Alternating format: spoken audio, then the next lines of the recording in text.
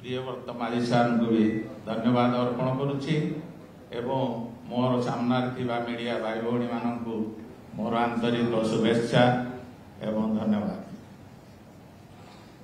आज मो पाई एटी गोटे महत दिन बोली मो मन रखुची कारण माननीय मुख्यमंत्री श्रीयुक्त नवीन पट्टनायक जो आदर्श से अनुप्राणित हो विजु जनता दल रे मु जोगदेली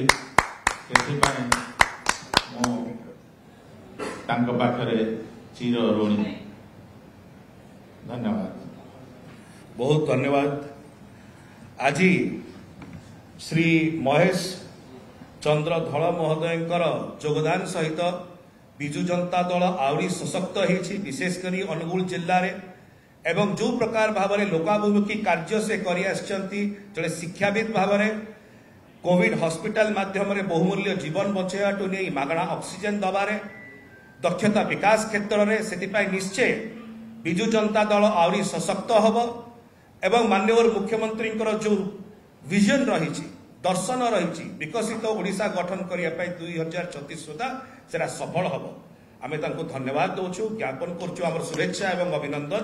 अनुरोध करा आम सहित दलर प्रवक्ता एवं मीडिया कोऑर्डिनेटर डॉक्टर प्रियव्रत माझी महोदय अच्छा से धन्यवाद ज्ञापन करें।